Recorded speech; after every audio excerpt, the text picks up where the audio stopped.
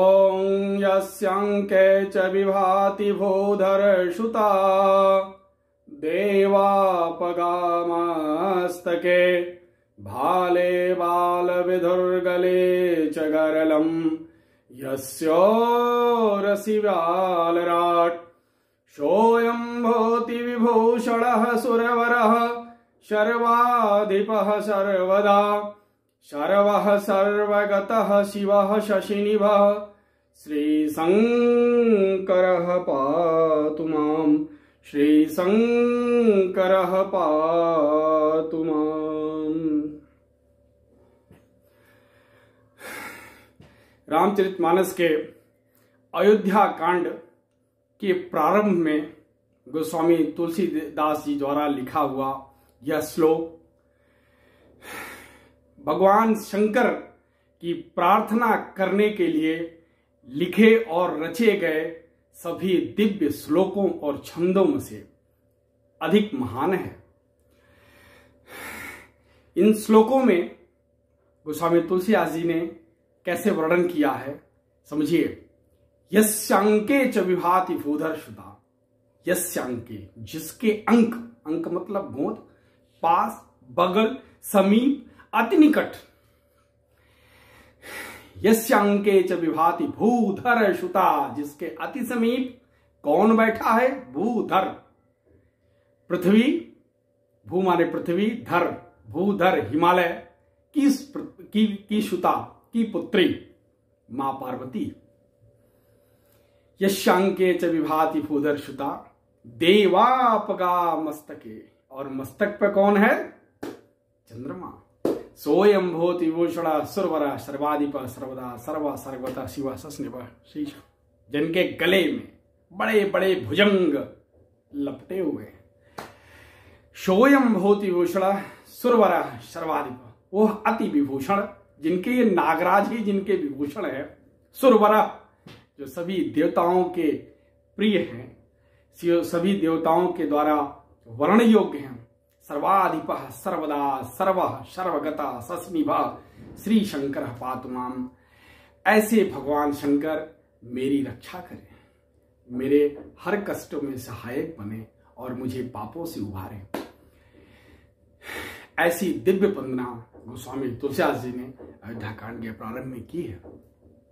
इस दिव्य श्लोक को सभी भक्तजन अवश्य स्मरण करें, याद करें और नित्य पूजा के दौरान और या फिर भगवान शंकर के जलाभिषेक के दौरान भी इस दिव्य श्लोक का उपयोग करिए। आज अपनी कथा को भगवान शंकर की आराधना से क्यों प्रारंभ कर रहा हूं, यह रहस्योद्घाटन अभी कुछ ही मिनटों में आपके सामने हो जाएगा। आगे बढ़ने से पहले एक और दिव्य श्लोक गोस्वामी तुलसीदास द्वारा लिखा हुआ बालकांड में, उसको सुन लेते हैं।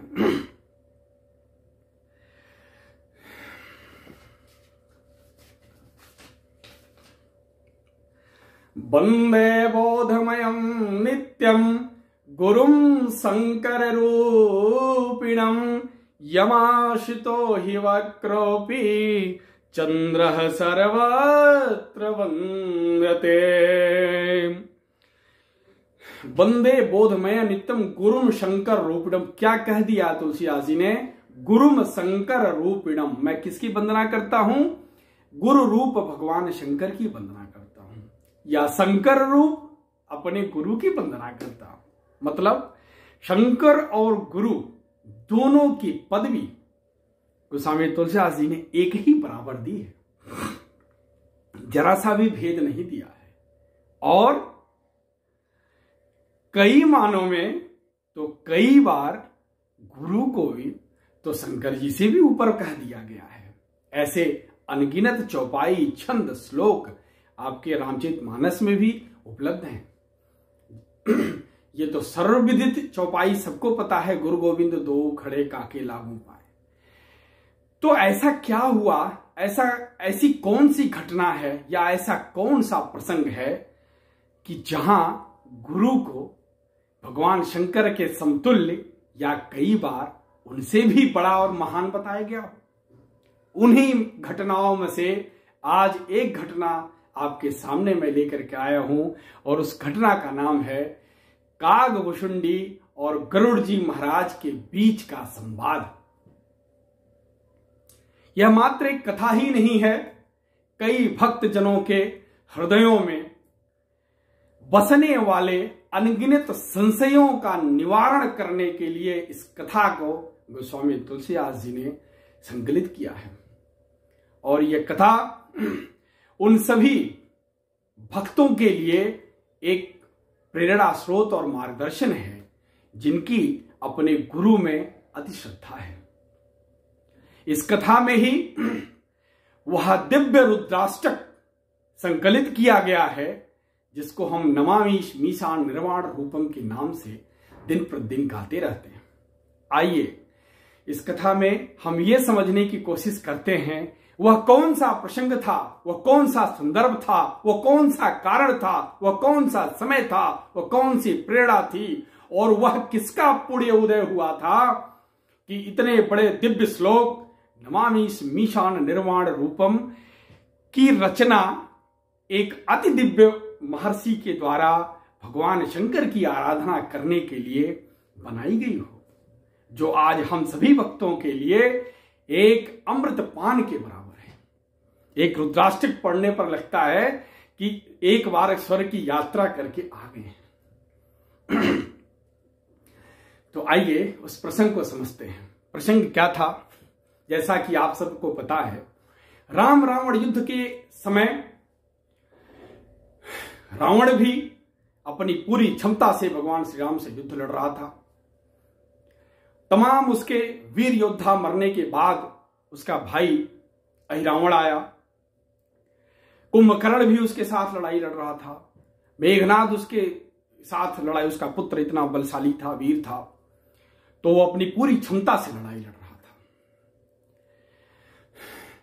यह लड़ाई कई बार भगवान श्री राम की सेना पर कई बार भारी भी पड़ जाती थी और वह उस समय सर्वाधिक भारी पड़ गई जब सेना नायक भगवान श्री राम, जिनके पीछे पूरी वानर सेना लगी थी, और उनके भाई लक्ष्मण खुद ही नागपाश में बांध दिए गए। और नागपाश में बांधने के पश्चात वो घायल या मूर्छित अवस्था में युद्ध भूमि में गिर गए।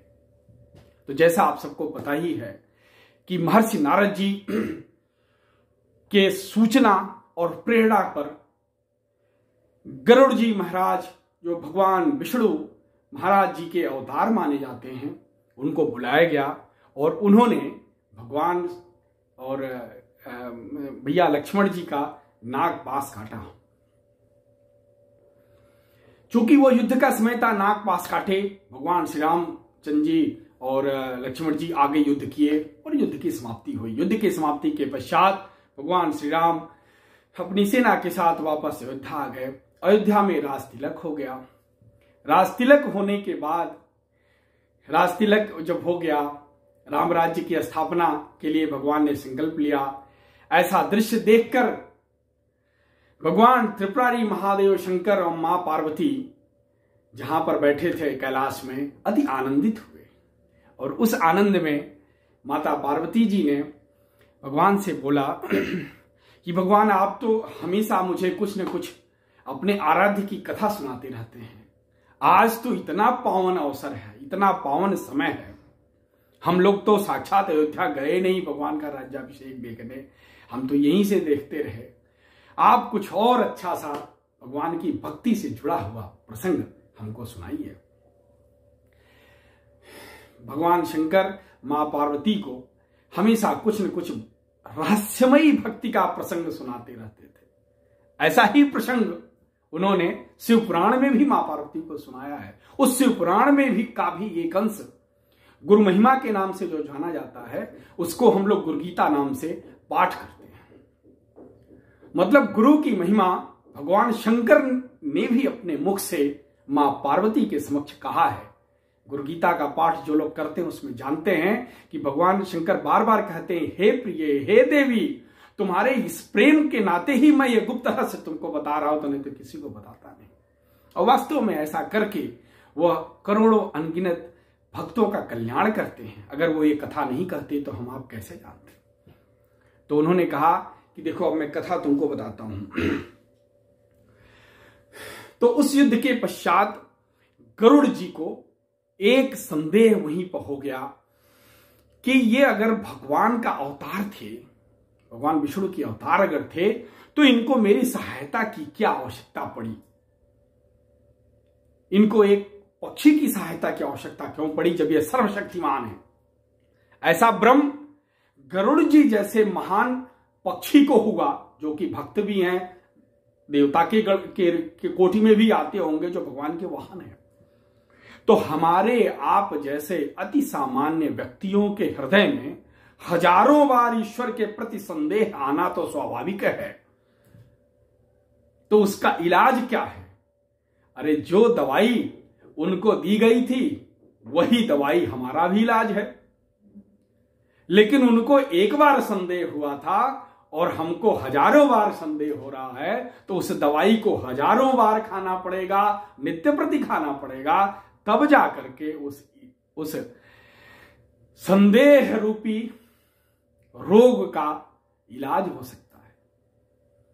उनका कैसे निवारण हुआ उसको इस कथा में आप सुनिए, और वैसा ही निवारण अपने भी हृदय के साथ करिए, तो आपको ईश्वर के बारे में जो संदेह होते हैं, रामायण पढ़ते समय जो आपको संदेह प्रकट होते हैं, सीता जी कहां चली गई थी, भगवान श्री राम ने सीता जी को अग्नि को समर्पित कर दिया था, बहुत लोगों को पता ही नहीं, और आलोचना करने बैठ जाते हैं। आपने तो भक्ति और सत्संग पढ़ा नहीं, तो आपको ज्ञान कहां से आ जाए।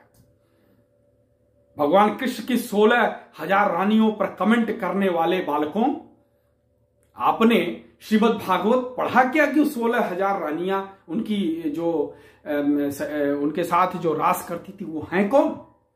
आपने तो पढ़ा नहीं और अपने ही धर्म पर कमेंट करने आ गए। ऐसे संदेह प्रकट करने वाले मूर्खों के लिए यह कथा अति आवश्यक है। सभी माताओं से, सभी वयस्क जनों से आग्रह है कि अपने पुत्रों को ऐसी कथाओं को जोर जबरदस्ती करके भी सुनाएं, तभी उनके मन का संदेह खत्म होगा। अदरवाइज संदेह प्रकट करने के लिए तो हजारों फिल्म और चलचित्र और वीडियो बनाए जा रहे। मैं मानता हूं ऐसा ही संदेह मेरे भी हृदय में है। इस कथा को कह करके और इस कथा को सुन करके मेरा भी संदेह दूर हो। तो गरुड़ जी उस संदेह को दूर करने के लिए तमाम जगह भटकते रहे। नारद जी के पास गए। नारद जी ने बोला एक बार तुम बाबा के पास जाओ कैलाश पे। बाबा के पास गए। भगवान शंकर मां पार्वती को कुछ कहानी कथा सुना रहे थे, उनके पास बैठे अति शांति का अनुभव हुआ।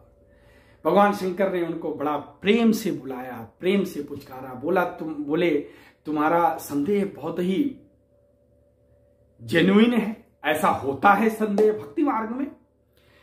और भगवान शंकर चाहते तो संदेह का उपचार भी कर सकते थे, महादेव क्या नहीं कर सकते थे। लेकिन उन्होंने मां पार्वती को इशारा किया कि इस बालक को थोड़ा घूमने दो, तब इसको अच्छी तरह भक्ति का रहस्य पक जाएगा, और उसी बहाने वो जो रहस्य है हम आम जनता के सामने भी आ जाएगा। तो उन्होंने बोला देखो, हमने इस बीमारी के बारे में सुना तो है बट इलाज नहीं किया है। एक डॉक्टर है जो इस बीमारी में पहले पढ़ा था और उसका इलाज करते करते खुद डॉक्टर हो गया है। उसी डॉक्टर या वैद्य के पास जाना पड़ेगा तुमको, और वही इसकी दवाई जानता है। तो महाराज काकभूषुंडी जी ने, गरुड़ जी ने पूछा कि प्रभु कौन है वो डॉक्टर और वैद्य कहाँ है?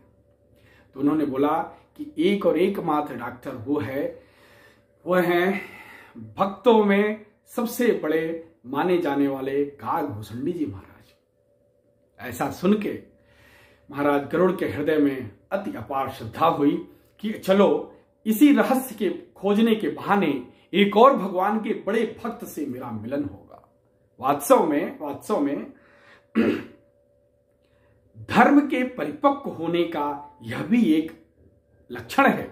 जब आपको किसी संत से, देवता से, मंदिर जाने से मिलने के लिए व्याकुलता, आह्लाद, प्रसन्नता, चित्त में शांति, ऐसा आ रहा हो तो मतलब कि आप भक्ति मार्ग पर सही चल रहे हैं।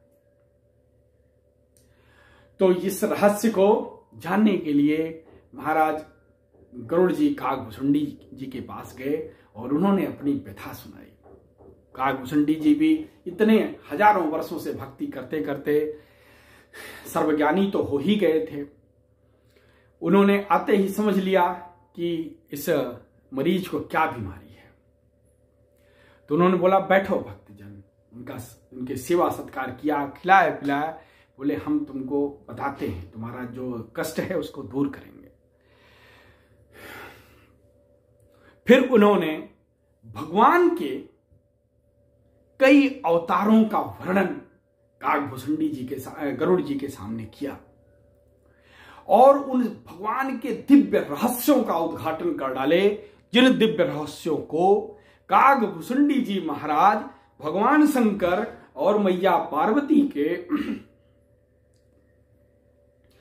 द्वारा बातचीत के दौरान उन्होंने पेड़ पर बैठे हुए सुन लिया था और वहीं से उनका दिव्य ज्ञान अनुभव हो गया। तो उन्होंने भगवान के जितने भी रहस्य, जितने भी चरित्र हैं, उनका सारा उद्घाटन कर डाला। और जब भगवान की कथा गरुड़ जी को सुनाई दी गई तो उनके हृदय में वह जो संशय रूपी रोग था उसका नाश हो गया। फिर उन्होंने पूछा और भी बहुत सारी रहस्यमय चीजें पूछी। उन्होंने पूछा जब आप इतना पीछे का जानते हैं, कई जन्मों का जानते हैं, तो आगे का भी जानते होंगे। तो उन्होंने बोला कि थोड़ा आगे का बता दीजिए, इसके बाद क्या होगा। काकभुसुंडी जी ने कलयुग तक का वर्णन किया जो कि रामचरितमानस के उत्तर कांड में प्रामाणिक रूप से कलयुग के लक्षणों के रूप में जाना जाता है। कोई भी आदमी रामचरितमानस के उत्तरकांड काकभुसुंडी गरुड़ संवाद को खोल करके कलयुग में क्या दशा होगी, पंडित किसको बोला जाएगा, कैसे धोखा किया जाएगा, लोग का चार कैसे होगा, खान पान कैसे होगा, विद्वान किसको माना जाएगा, उन सारी कलयुग की भ्रमित अवस्था का वर्णन गोस्वामी तुलसीदास ने रामचरितमानस में कर दिया। इतना ही नहीं, उन्होंने मानसिक रोग किसको कहते हैं, माया क्या है, ब्रह्म क्या है, जीव क्या है, इसका भी वर्णन किया। और उन रहस्यों को तुलसीदास जी ने जिन तुलनात्मक रूप में साहित्यबद्ध किया है वह भी हजारों नमन के पात्र हैं। तो ऐसा करने से जब गरुड़ जी के हृदय में अपार शांति हुई तो उन्होंने बोला महाराज इतना ज्ञान आपने दे दिया, भगवान के इतने पूर्व जन्मों का आपने वर्णन कर दिया, मेरा तो वो संदेह तो कब का ही खत्म हो गया और वास्तव में आपके पास आते ही खत्म हो गया। डॉक्टर के चैम्बर में जाते ही जैसे बुखार उतर जाता है वैसे खत्म हो गया। बोले फिर, बोले एक बड़ा संदेह हो रहा है कि इतने बड़े ज्ञानी आदमी आप कौवे की योनि में क्यों हैं और कैसे कौवे की योनि में आ गए। सुनते ही काकभुसुंडी जी ठहाका मार के हंसने लगे। बोले सुनो भक्त, आज पहली बार तो किसी ने पूछा, आज तक तो लोग मुझे कौवा समझ करके बात ही खत्म कर देते थे, दो चार बात कोई सुना आगे कहानी खत्म। आज तुमने ये जानना चाहा कि मेरे ज्ञान और मेरे इस शरीर के बीच में जो द्वंद्व है वो कहां से आया, और तुम परम प्रिय भगवान के भक्त होने के नाते तुमको मैं ये कथा बताऊंगा। तो काकभुसुंडी जी बताते हैं कि एक बार मैं अवधपुरी में जन्म लिया। गोस्वामी तुलसीदास ने भी इसका बहुत अच्छे से वर्णन किया है। आप सभी भक्तों से प्रार्थना है कि इस रहस्य को चौपाइयों के सहित अवश्य पढ़िए और अर्थ भी लिखा हो उसको पढ़िए, आपको हर चीज प्रामाणिक रूप से मिलेगी। मैं तो उसमें से जिन चीज को आपको कहना चाह रहा हूं मेरा लक्ष्य वही है, मैं आपको वहीं लेके जाऊंगा।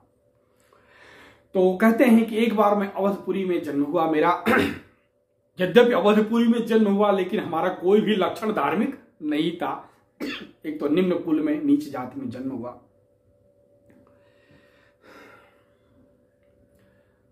लेकिन मेरा कोई भी हरकत धार्मिक नहीं था।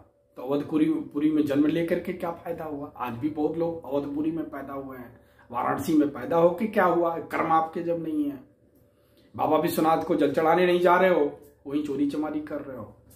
अयोध्या में रह के क्या हुआ? एक बार बाबा हनुमान का दर्शन करने नहीं गए, तुम तो अपने रोजी रोटी में लगे हो। तो सिर्फ जन्म लेने से ही उद्देश्य सफल नहीं होगा। इसी को तो प्रूव करने के लिए कबीरदास जी महाराज वाराणसी छोड़ के मगहर आ गए कि कर्म हमारे अच्छे, तो मगहर में भी मर के मुझे मोक्ष मिलेगा। तो जितना जल्दी ये समझ में आ जाए उतना अच्छा है। तो मेरा जन्म तो ऐसा हुआ, लेकिन मेरे कर्म ऐसे नहीं थे। मैं हमेशा वेद पंडित, विद्वान, देवता, भगवान, इनकी निंदा करता रहता था। लेकिन अवधपुरी में रहने से मेरे कानों में कुछ न कुछ तो भगवान के नाम न चाहे बिना चाहे आते रहते थे।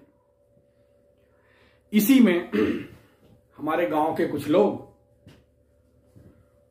अब ऐसा मान लीजिए कि मैं एक छोटा सा जीव हूं और मैं ही सबसे पतित हूं, तो मैं अपने बारे में बता रहा हूं। तो हमारे गांव के कुछ लोग महाकाल की नगरी उज्जैन में भगवान शंकर का दर्शन करने जा रहे थे, और ऐसे मैं भी उज्जैन के पास में जाके नौकरी कर रहा हूं। तो मैं महाकाल के दर्शन करने गया। वहां पर एक विप्र से मेरी मुलाकात हो गई, ब्राह्मण से मुलाकात हो गई। और देखिए, भगवान के नाम से कैसे आप एक पापात्मा से एक पुण्यात्मा तक पहुंचते हैं, एक निम्न योनि से उच्च योनि तक कैसे पहुंचते हैं, एक गए गुजरे जीव से एक भक्तों में श्रेष्ठ कैसे बनते हैं, ये है।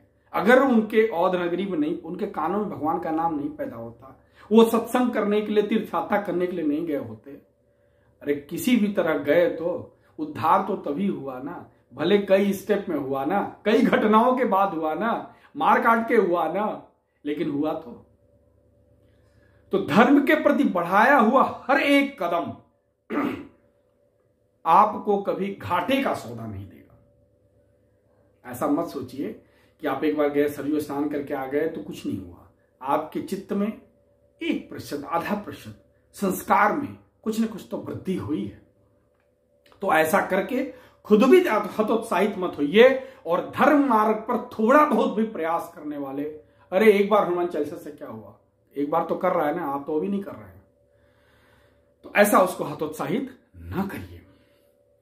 तो उसी पुण्य के फलस्वरूप वो महाकाल गए, और उज्जैन नगरी में एक ब्राह्मण से मुलाकात हुई। ब्राह्मण ने इनको अपने पास रख लिया, खिलाया पिलाया, बहुत अपने बेटे की तरह इनको पाला पोसा, और ब्राह्मण के साथ रहते रहते इनके मन में थोड़ा सा संस्कार जगा, महाकाल के प्रति, भगवान शंकर के प्रति थोड़ी भक्ति जगी, और नित्य प्रति भगवान वो ब्राह्मण इनको कुछ न कुछ उपदेश दिया करते, सत्संग की बातें सुनाया करते, वेदों की बात करते। उतनी तो बात इनको समझ में नहीं आती थी, लेकिन ये समझ में आ गया कि ये भगवान की भक्ति करनी पड़ेगी, इसके बिना उपचार है नहीं, और ये जरूरी चीज है। इतनी बात उनको समझ में आ गई।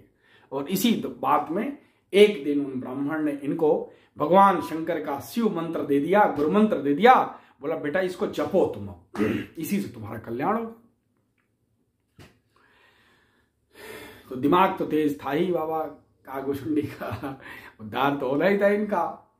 तो इन्होंने भगवान शंकर का मंत्र जो है खूब जपा। इनको बड़ी उतावलीपन बहुत थी, बहुतालापन बहुत था, जल्दी से जल्दी रहस्य जानने का, अध्यात्म का रहस्य, योग का रहस्य, सिद्धि क्या है, भगवान क्या है, ब्रह्म क्या है। उसी उतावलेपन में, ऐसे मैं भी बहुत उतावलेपन में खूब जप करता हूं, उसी उतावलेपन में ये भगवान शंकर का जप करने लगे। और जैसे जैसे जप करते गए वैसे वैसे इनके अंदर अहंकार भी आता गया। कैसे अहंकार आया, इसका वर्णन महाराज भर्तृहरि ने अपनी एक पुस्तक, महाराज भर्तृहरि की पुस्तक, 2 पुस्तकें बहुत प्रसिद्ध हैं, महाराज भर्तृहरि योग शतकम और भर्तृहरि वैराग्य शतकम। तो वैराग्य शतकम में वो लिखते हैं कि जब मुझे योग का, हठ योग का कुछ नहीं पता था, और जस्ट थोड़ा सा वो भगवा वस्त्र पहन कर संन्यास लिया था, तो मैं हाथी जैसे मतवाले चाल चलता था। वो श्लोक वास्तव में मुझे नहीं याद है, उसका अर्थ मुझे याद है, श्लोक में भूल गया था, मुझे बचपन में याद था। आज वो लिखते हैं महाराज भर्तृहरि कि जस्ट जब मैं सन्यास का वस्त्र धारण किया, लगा कि मेरे पास क्या ज्ञान आ गया है, तो मैं हाथी जैसे मतवाले चाल से चलता था। आज जब मैं शैवत्व को प्राप्त हो गया हूं, ब्रह्मलीन हो गया हूं, तो मुझे लगता है कि मुझे कुछ नहीं पता है। यही स्थिति वास्तव में लगभग सभी भक्तों की होती है। 2-4 श्लोक याद आ गए, रामायण का कुछ चौपाई याद आ गया, सुंदरकांड याद आ गया, गांव में तिलक लगा के बाबा घूमने लगे, बड़ा बहुत बड़े ज्ञानी हैं, और एक सुंदर नारी सामने आ गई, सारा ज्ञान धराशायी। ठीक है, तो ये आम आदमी, हर आदमी की बात है। तो ऐसे ही उनको अहंकार आ गया कि अब तो मैं जब कर रहा हूं तो सीधे गुरु से क्या मतलब रह गया, सीधे डायरेक्ट संबंध तो हमारा कमांडिंग अफसर से हो गया, बीच वाले तो अफसर गायब। ऐसा उनको अहंकार हुआ कि अब तो मैं शंकर भगवान का मंत्र जप रहा हूं, डायरेक्ट शंकर भगवान से हमारे प्रकट हो जाएंगे, काम हो जाएगा। और वो गुरु का बार बार अपमान करते रहते, बार बार उनकी बात काटते रहते, लेकिन वह ब्राह्मण ही इतने दयालु, इतने सुशील थे कि कभी इनको डांटा नहीं उन्होंने, कभी इनको कुछ कहा नहीं। एक दिन उसी सत्संग के दौरान किसी भक्त को ब्राह्मण बता रहे थे कि भगवान शंकर भी भगवान विष्णु की आराधना करते हैं, भगवान श्री राम की आराधना करते हैं। ऐसा सुन के काकभूषुंडी जी, जो उस समय मनुष्य शरीर में थे, उनके मन में एक संदेह प्रकट हो गया, ये क्या चक्कर है, हमको तो बोले शंकर जी सबसे बड़े हैं, अपने बोल रहे हैं कि शंकर जी से बड़े वो हैं, ऐसा तो नहीं कि ये उनका मंत्र जपते हो, हमको शंकर जी का दे दिए तो हम छोटे लेवल पहुंच जाएंगे, बड़े लेवल। ऐसा उनके मन में संदेह हुआ। और संशयात्मा विनश्यति, संदेह किया, और किसके प्रति किया, गुरु के प्रति किया। वो गुरु जो इनको अपने बच्चे से घर में रखा, उसके प्रति संदेह किया, गुरु के प्रति संदेह। जिन भगवान शंकर की आराधना की बात हम कर रहे हैं, उन्हीं भगवान शंकर ने गुरु गीता में ऐसे ऐसे श्लोक लिखे हैं। हमारी आपसे प्रार्थना है कि आप जरूर उन श्लोकों को पढ़िए। लिखे हैं भगवान शंकर पार्वती से कहते हैं, मां पार्वती जी से कहते हैं कि सुनो, शंकर क्रुद्ध हो जाए गुरु बचा सकता है, लेकिन गुरु क्रुद्ध हो जाए तो शंकर भी नहीं बचा सकता।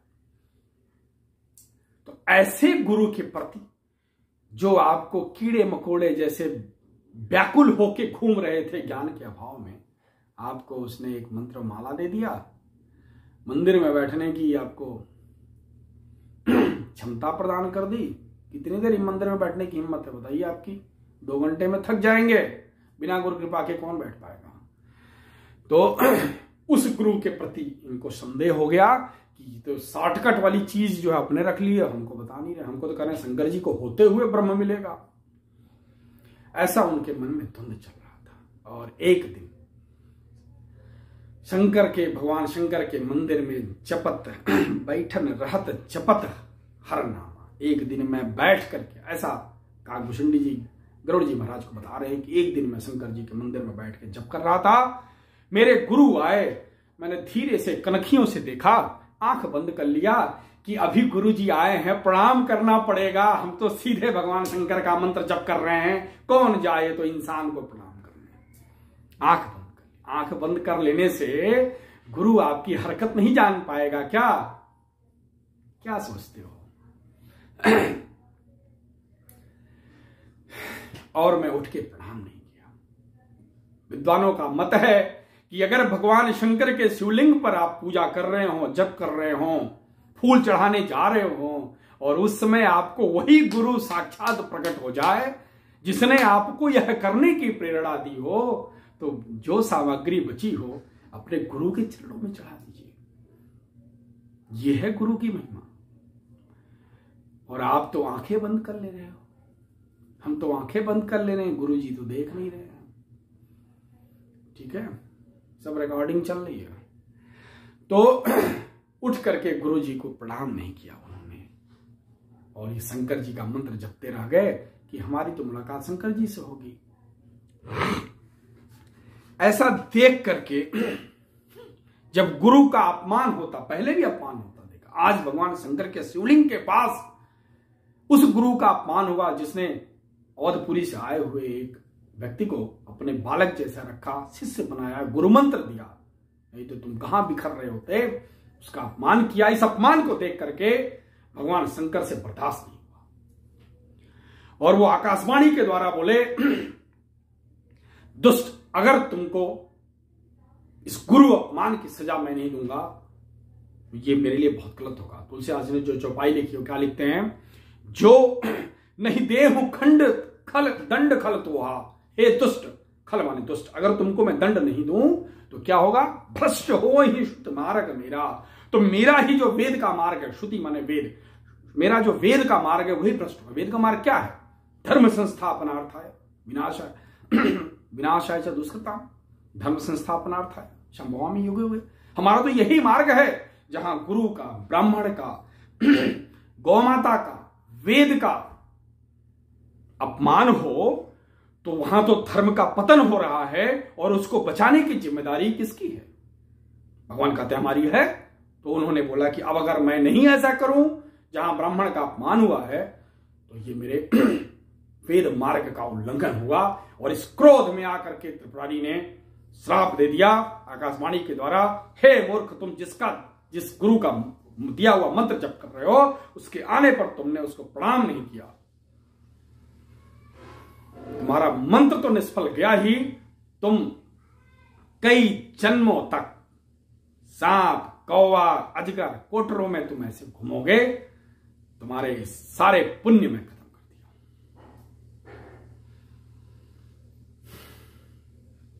दिया। और जैसे ही भगवान शंकर ने आकाशवाणी करी, काकभूषणी जी महाराज का जो अहंकार था चकनाचूर हो। अहंकारी व्यक्ति बहुत जल्दी हाइपर, बहुत जल्दी ठंडा हो जाता है, उसको सामने में कोई मिल जाए देने वाला तुरंत ठंडा हो जाता है, गुस्सा तुरंत उतर गया, अहंकार पानी पानी हो गया।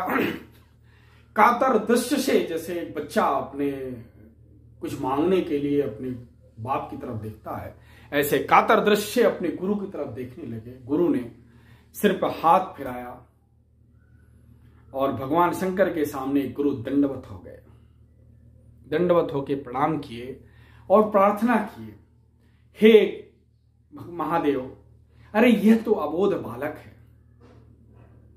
इसको क्या पता शंकर क्या है, विष्णु क्या है, गुरु तत्व क्या है, अभी तो ये ककहरा रटना सीखा है, अहंकार होना तो इसको स्वाभाविक ही था, कई पूर्व जन्मों के इसके संस्कार थे, लेकिन आपके मंदिर में तो आया था, आपके शरण में तो आया था, जल तो चढ़ाया था आपको, और आपने इतना क्रोधित होकर के श्राप दे दिया, ये बालक कहां जाएगा।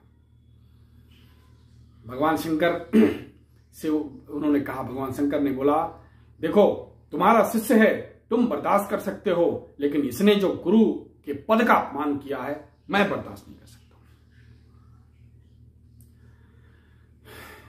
फिर भी उन विप्र ने अपने छोटे बच्चे के लिए भगवान शंकर से अति कातर स्वर में प्रार्थना की और उन्होंने कहा, हे प्रभु, यह बालक आपके मंदिर में चाहे जाने चाहे अनजाने आपकी शरण में आया था और आपने इसको श्राप दिया है, अब इसको कोई बचा नहीं सकता है। हमारी आपसे प्रार्थना है कि आपके शरण में आए हुए को आप ही बचाइए। और उन विप्र ने भगवान शंकर से अपने शिष्य के पापों के लिए, इनके अहंकार, अज्ञान, मूर्खता पूर्ण व्यवहार के लिए जो प्रार्थना की, उस प्रार्थना को जिन श्लोकों में लिपिबद्ध किया है गोस्वामी जी ने, उसका नाम है रुद्राष्टक। और वो क्या प्रार्थना की, आइए एक बार रुद्राष्टक का पाठ करेंगे और नित्य प्रति हम सब रुद्राष्टक को अपने मन में या भगवान शंकर के जलाभिषेक के समय, मैं इसको जरूर उपयोग करता हूं जलाभिषेक करते समय, आप सब भक्त कोशिश करिए। बहुत मुश्किल से यह मनुष्य जन्म मिला है, बहुत मुश्किल से आंखें मिली हैं किताब पढ़ने लायक, इन श्लोकों को याद कर डालिए। यह इस जन्म में भी नहीं तो किसी न किसी जन्म में यह आपके लिए एक अच्छा बैकअप देंगे, मेरा यह अनुभव है।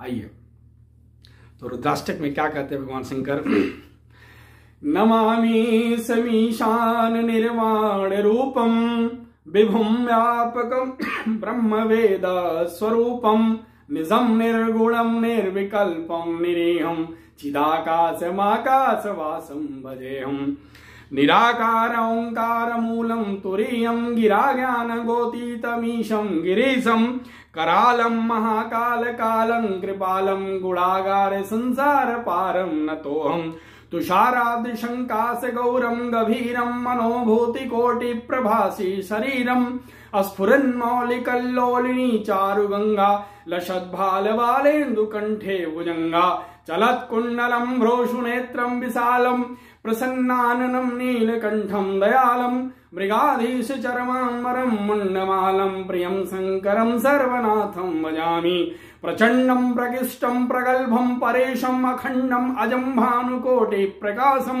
त्रयः शूल निर्मूलनं शूलपाणिं भजेऽहं भवानीपतिं भावगम्यं कलातीत कल्याण कल्पान्तकारी सदा सज्जनानन्ददातापहारी चिदानंद संदो मोहापहारी प्रसीद प्रसीद प्रभो मन्मथारी न यावदुमानात् पादारविन्दं भजन्ति ह लोके परे वा नराणां न तावत् सुखं शान्ति संतापनाशं प्रसीद प्रभो सर्वभूतादिवासं न जानामि योगं जपं नैव पूजां नतोऽहं सदा सर्वदा संभुतोऽभ्यं जरा जन्म दुःखौ गतातप्यमानं प्रभो पाहि आपन्नमामीश शंभो प्रभो पाहि आपन्नमामीश शंभो रुद्राष्टकमिदं विप्रं प्रोक्तं विप्रेण हर्तोषे ये पठन्ति नरां भक्त्या तेषां शंभुः प्रसीदति तेषां शंभुः प्रसीदति। इस दिव्य श्लोक के द्वारा उन ब्राह्मण ने भगवान शंकर की प्रार्थना की। इसका अर्थ रामचरितमानस का बड़ा साइज आप लेकर के एक एक अक्षर पढ़ सकते हैं। प्रसीद प्रसीद प्रभु मन्मथारी, खुश होइए, प्रसन्न होइए, हे बाबा प्रसन्न होइए। न जानामि योगम जपम नहीं पूजाम, अरे हम लोग न जानामि योगम, न योग पता है, न जप पता है, न तप, न जानामि योगम जपम नहीं पूजाम न तो हम सदा सर्वदा समुद्र में। हे शंभु, हम लोगों को तो कुछ नहीं आता है, फिर भी हम आपके शरण में तो हैं। और क्या कहते हैं? रुद्राष्टक विदम प्रोक्तम विप्रेण हर्तोषे ये पढ़ंति नरां भक्त्या तेषां शुभो प्रसिद्धति। ऐसे दिव्य श्लोकों को सुन करके भगवान शंकर प्रसन्न हुए। ये पठंति नरां भक्त्या, जो नर नारी इसको पढ़ते हैं, तेषां शंभो प्रसिद्धति, उनके ऊपर भगवान शंकर प्रसन्न होते हैं। तो ऐसे दिव्य श्लोकों के रहते हुए आपको किस बात का अभाव है? इन दिव्य श्लोकों का उपयोग भगवान शंकर की आराधना में क्यों नहीं करते हैं? भगवान शंकर ने इस घटना से यह भी प्रूव कर दिया कि हमको तो क्रोध आ गया, लेकिन इस गुरु को क्रोध नहीं आया तुम्हारी हरकत से। इसी वजह से गुरु गोविंद दो खड़े काके लागू पाए, इस वजह से कहा गया है कि देवी देवता तो आपके कर्म के हिसाब से तो परिणाम देंगे ही देंगे, लेकिन गुरु तो सिर्फ अच्छा ही परिणाम देगा, खराब परिणाम दे ही नहीं सकता है। ये है गुरु की महिमा। इन कथाओं के साथ में मैं भी ऐसी कल्पना करता हूं कि मुझे भी, यद्यपि मैं अति अज्ञानी, कागभूषुंडी महाराज जी तो कितने हजार करोड़ गुना ज्ञानी हैं हम लोगों से, मैं अति अज्ञानी, अधम, मूर्ख, बहुत छोटा सा समझ रखने वाला, मुझे सिर्फ किताब पढ़ने का ही समझ है। ऐसे अज्ञानी व्यक्ति को हमारे गुरुदेव ने अपनी शरण दी, अपना ज्ञान दिया, और मैं ऐसी कल्पना कर रहा हूं कि मैं भी ऐसे भगवान शंकर की प्रार्थना कर रहा हूं, और भगवान शंकर ने मुझे डांटा, गुरुजी ने आकर के मुझे बचाया, और उन्होंने बोला कि ये तो बहुत छोटा सा अज्ञानी बालक है। भगवान शंकर ने मुस्कुरा के मुझे आशीर्वाद दिया, और माँ पार्वती से बोला ये बहुत छोटा बच्चा है, लेकिन ये हम लोगों का भक्त बहुत है। तो माँ पार्वती ने बोला कि इसका नाम अपने भक्त के नाम पर मार्कंडे रख देते हैं, तो ऐसे करके मेरा नाम भी माँ पार्वती ने मेरा नाम भी मार्कंडेय रख दिया। और मैं भगवान शंकर और माँ पार्वती के चरणों में अति कोटि नमन करता रहता हूँ हमेशा। उन्हीं की कृपा से मुझे अपने सदगुरुदेव के चरण कमलों का दर्शन हुआ है, और उन सदगुरुदेव की मेरे ऊपर इतनी अनंत कृपा है, उसका वर्णन शब्दों में तो कैसे करूं। लेकिन आज जैसा कथा की स्टार्टिंग में ही कह दिया गया, बंदे बोध में नित्यम गुरुम शंकर रूपिणी, शंकर बाबा भगवान और गुरुदेव में कोई अंतर नहीं है। वास्तव में जब हम कहीं अनुष्ठान जप या यज्ञ कराने या कोई हवन कराने जाते हैं तो हम कहते भी, या कोई धार्मिक कार्यक्रम में हम कोई प्रवचन में जाते तो कहते भी हैं कि सर्वप्रथम अपने गुरुदेव का स्मरण करिए, और जिनके पास गुरु नहीं है वो अपने माता पिता का स्मरण करिए या भगवान शंकर का स्मरण करिए, वो गुरु के स्मरण के बराबर हो गया। हम ये कहते भी, हमारी ऐसी श्रद्धा भी है। तो मैं उन भगवान शंकर माँ पार्वती के चरणों में नमन करता हूँ। गुरुम शंकर रूपिणम, जो हमारे गुरुदेव के रूप हैं, और हम अपने गुरुदेव और गुरुमाता को नमन करते हैं जो हमारे भगवान शंकर और माँ पार्वती के रूप हैं, जिनकी कृपा से मेरे जैसा एक मूर्ख आदमी 2 शब्द बोलने के लायक हुआ। तो अपने गुरुदेव के चरणों को नमन करते हुए मैंने ये सोचा है कि उन महान गुरुसत्ता के किए गए अनगिनत कार्यों का जो थोड़ा बहुत संज्ञान मुझे है, उनका वर्णन वीडियो के माध्यम से मैं आप लोगों को देता रहूंगा। गुरुदेव की जो हिमालय यात्रा है, उस हिमालय यात्रा का संस्मरण उन्होंने 2 प्रमुख किताबों में किया है। हमारी वसीयत और विरासत जो उनकी अंतिम किताब थी, और एक किताब है इसका नाम है सुनसान के सहचर, जिसका फोटो आप देख रहे होंगे। उस सुनसान के सहचर पुस्तक में सामान्य सी घटनाओं का क्या आध्यात्मिक रहस्य हो सकता है, उन घटनाओं को किस तरह से गुरुदेव ने लिपिबद्ध किया है, ये आपको मैं वीडियो के माध्यम से एक 2 घटना लेके बताता रहूंगा। रामचरितमानस रहस्य की यह श्रृंखला जारी रहेगी। आगे जल्द ही इस कलयुग के सबसे प्यारे बांके बिहारी जो वृंदावन में निवास करते हैं, उनकी कलयुग में जितनी साक्षात कथा कहानियां हैं, उनको लेकर के और मेरे व्यक्तिगत अनुभवों को लेकर के आपके सामने मैं आऊंगा। इन्हीं शब्दों के साथ में अपने गुरुदेव माता का ध्यान करते हुए, मैं उनको प्रणाम करते हुए कथा का अंत करता हूं। वंदे भगवतीं देवीं श्रीरामञ्च जगद्गुरुं, पादपद्मे तयोषित्वा प्रणमामि महर्मः, प्रणमामि महर्मः। श्री सद्गुरु चरण कमलेभ्यो नमः।